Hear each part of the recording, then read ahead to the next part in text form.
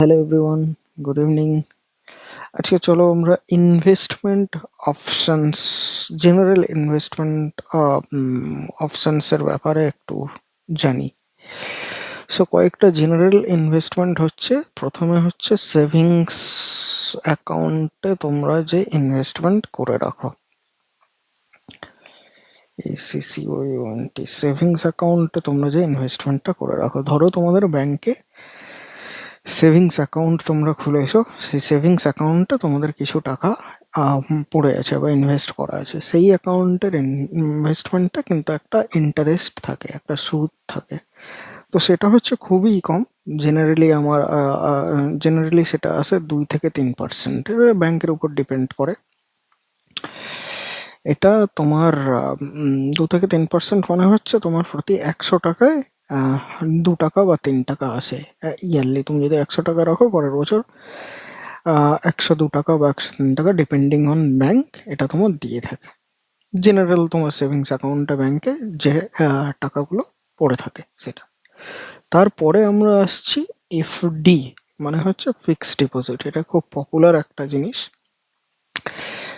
Fixed ডিপোজিটে তোমার in general 6 থেকে 7% তোমার ইন্টারেস্ট দিয়ে দেয়। মানে তুমি ওই 100 টাকা যেটা তুমি সেভিংস অ্যাকাউন্টে রেখেছিলে, সেটা যদি তুমি ফিক্সড ডিপোজিট করে রাখো, তো সেটাতে তোমার 100 টাকা রাখলে পরের বছর তুমি পাবে 106 টাকা বা 107 টাকা বা মাঝামাঝি। ইন জেনারেল তুমি এখন ধরো এইচডিএফসির 6.4 বা 6.6%, এটার আবার ডিপেন্ড করে তুমি কত মাসের জন্য রাখছো, কিরকম রাখছো। তার আবার তুমি মাঝখানে যদি ফিক্সড ডিপোজিট ভেঙে দাও, সেক্ষেত্রে আবার তোমার ওক্ষেত্রে টাকা ডিডাক্ট করে নিতে পারে। আবার ফিক্সড ডিপোজিটেরও অনেক ব্যাপার থাকে। তুমি 5 বছরের জন্য লক ইন ফিক্সড ডিপোজিট করছো কিনা, সেক্ষেত্রে তোমার 5 বছর সেই ফিক্সড ডিপোজিট ভাঙা যাবে না। তো যাই হোক, ফিক্সড ডিপোজিট তোমার এইরকম 6 থেকে 7% দেয়। তো সেটা হচ্ছে তোমার ব্যাংকে অ্যাকাউন্টে টাকা রাখার চেয়ে ফিক্সড ডিপোজিটে রাখা অবশ্যই ভালো। তারপরে আসছে আমাদের আরডি। আরডি মানে হচ্ছে রেকারিং ডিপোজিট। তো তুমি একটা প্ল্যান করলে যে তুমি ম্যানুয়ালি প্রতি মাসে মাসে ফিক্সড ডিপোজিট এরকম না করে তুমি একটা নির্দিষ্ট মাসে, মনে করো 2,000, 3,000, 5,000 যাই হোক, তুমি সেই টাকাটা তুমি বলছো ব্যাংকে যে আমার প্রতি মাসে যখন আমার মাসে স্যালারি আসছে, সেই সেভিংস অ্যাকাউন্ট তুমি কোনো একটা অ্যাকাউন্ট দিয়ে দিলে, যে এই অ্যাকাউন্ট থেকে তুমি মাসের এত তারিখে এত টাকা কেটে একটা ডিপোজিটে রাখবে। সেইটার নাম হচ্ছে তোমার রেকারিং ডিপোজিট। মানে ফিক্সড ডিপোজিট তুমি ম্যানুয়ালি প্রতি মাসে বানাচ্ছ, আর রেকারিং ডিপোজিট মানে হচ্ছে তুমি ব্যাংককে বলে দিচ্ছ, ব্যাংক তোমার ওই দিনে অটোমেটিক ডিডাক্ট করে নিয়ে নেবে ওই পার্টিকুলার দিনে। সেটা দাঁড়ালো রেকারিং ডিপোজিট। তারও পার্সেন্টেজ তোমার পুরো একদম ফিক্সড ডিপোজিটের মতোই পার্সেন্টেজ দেবে, জাস্ট ওটা তুমি ম্যানুয়ালি করছো না, ওটা সিস্টেম থেকে অটোমেটিক ডিডাক্ট হচ্ছে। সেটা তুমি যতদিনের জন্য করতে পারো, 1 বছরের জন্য করতে পারো, 10 বছরের জন্য করতে পারো, ডিপেন্ড করছে, তার পার্সেন্টেজ সমান। বর্তমানে আরেকটা জিনিস ব্যাংকে দেখলাম এসছে, সেটা হচ্ছে ফ্লেক্সি আরডি। ফ্লেক্সি আরডি মানে হচ্ছে, যেটা হচ্ছে তোমার ফ্লেক্সি আরডি, এটা হচ্ছে ফ্লেক্সিবল রেকারিং ডিপোজিট। এটার মানে হচ্ছে তুমি তুমি এক্ষেত্রে টাকাটাকে ডিফাইন করে দিচ্ছ, কত টাকা তোমার দরকার, কত দিনে দরকার। তো তুমি মনে করো তুমি লিখছো যে আমার 1,00,000 টাকা দরকার, সেটা হচ্ছে আমার 6 মাসের মধ্যে বা 1 বছরের মধ্যে দরকার। এবার তুমি লাস্ট ফাইনাল অ্যামাউন্টটা ডিফাইন করে দিলে যে আমার দরকার 1,00,000, আর মনে করো টাইম তুমি দিয়ে দিলে যে আমার 1 বছরের মধ্যে দরকার। সেক্ষেত্রে এবার ব্যাংক তোমার এতে ক্যালকুলেট করবে যে ওর যে ইন্টারেস্ট আছে, ইন্টারেস্ট ওই সম্ভবত আরডি এফডির মতো পড়বে, 6 থেকে 7% দিয়ে ব্যাংক তোমার ওটা ক্যালকুলেট করে বলবে তোমার মাসে এত অ্যামাউন্ট একটা দিলে হয়ে যাবে। ধরো এক্স অ্যামাউন্ট একটা পড়বে, যে এই অ্যামাউন্টটা তোমার মাসে মাসে ও এত তারিখে কেটে নেবে। সেটা তুমি তারিখটা ডিফাইন করে দিচ্ছ, ওটা কেটে নিয়ে বছরে তুমি যে দিনটাই ডিফাইন করেছো সেই দিনে ও 1,00,000 টাকা তোমারকে রিটার্ন দিয়ে দেবে। এবার তারপরে তোমার আসছে, মনে করো share market. Share market share market হচ্ছে তুমি বা শেয়ার মার্কেট বা তুমি বলতে পারো স্টক মার্কেট। তো এটা যেমন স্টক মার্কেটে তুমি স্টকসে ইনভেস্ট করছো, স্টকসে ইনভেস্ট করছো মানে তুমি যে তোমার কোনো একটা স্টক ইনভেস্টিং অ্যাপে গেলে গিয়ে তুমি কোনো একটা স্টক কিনলে।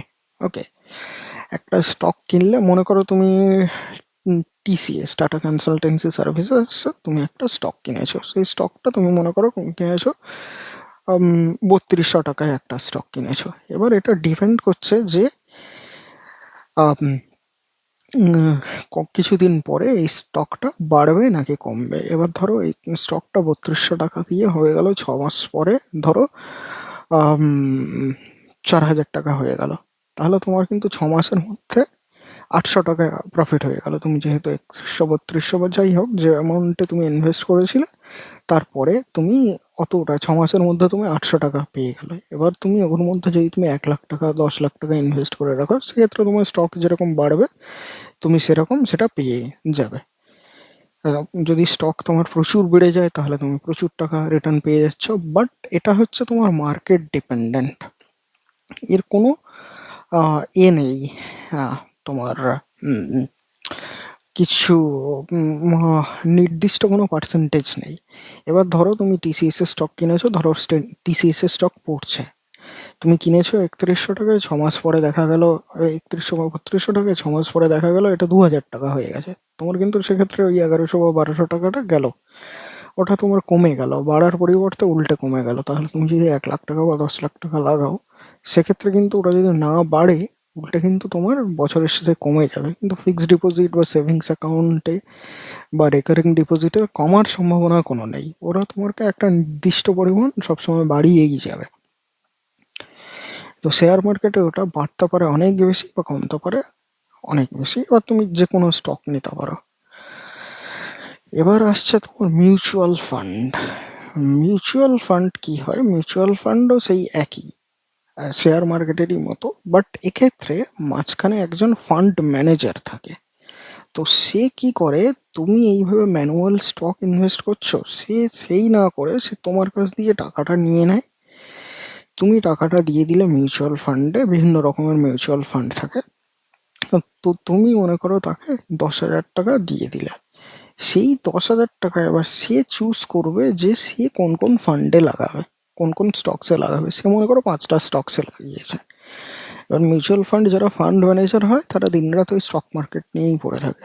তো সেক্ষেত্রে সে ওই যে টাকাটা ফান্ডে লাগাবে, সেই ফান্ডে এবার কেমন স্টক সে নির্বাচন করবে, সে তার বেসিক পড়াশোনা করে সেগুলো ইনভেস্ট করছে, সেটা তার ব্যাপার। এবার তারপরে ওই ফান্ড থেকে তুমি ওভারঅল তোমার স্টক যতটা বাড়বে তার উপরে তুমি রিটার্ন পেয়ে যাবে। এবার তোমার যদি সেই ফান্ডে যে স্টক সে লাগিয়েছিল সেই স্টকগুলো হু হু করে বেড়েছে, তো সেক্ষেত্রে তুমি বেশি রিটার্ন পাবে, নইলে তুমি কম রিটার্ন পাবে। তো এবার যেহেতু তোমার মিউচুয়াল ফান্ডে একজন ফান্ড ম্যানেজার কাজ করছে, তো সেক্ষেত্রে কিছু একটা তারা পার্সেন্টেজ নিজেদের জন্যও রাখবে, যত কম পার্সেন্ট রাখে ইন জেনারেল, সেটা তারা নিজের জন্য রেখে দেয়।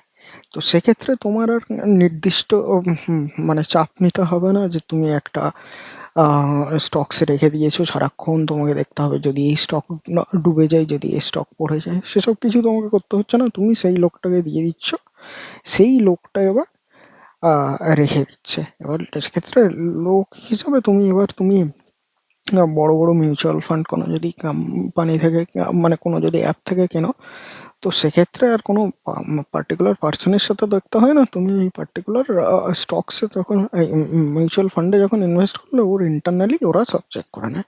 ধরো একটা বড় মিউচুয়াল ফান্ডের নাম পারাক পারিক ফ্লেক্সি ক্যাপ।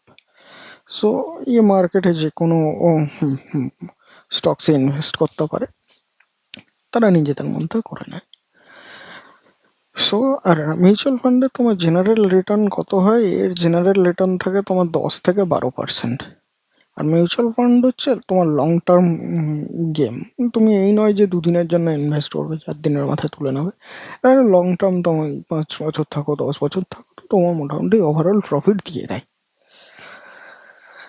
ওকে, সো এইগুলো হচ্ছে জেনারেল তোমার কয়েকটা ফান্ডের অপশন, কয়েকটা ইনভেস্টমেন্ট অপশন। এর বাইরেও তোমার অনেক কিছু থাকে, যেটা হচ্ছে নর্মালি কোম্পানি পিএফ কেটে নেয়, তারপরে ধরো পাবলিক প্রভিডেন্ট ফান্ড তুমি ইনভেস্ট করতে পারো, এনপিএস তুমি ইনভেস্ট করতে পারো, ন্যাশনাল পেনশন স্কিম। তো সেগুলো আলাদা জিনিস, এগুলো হচ্ছে normal investment options. Okay, thank you for watching this video. Please like and subscribe to the channel. Thank you. Bye.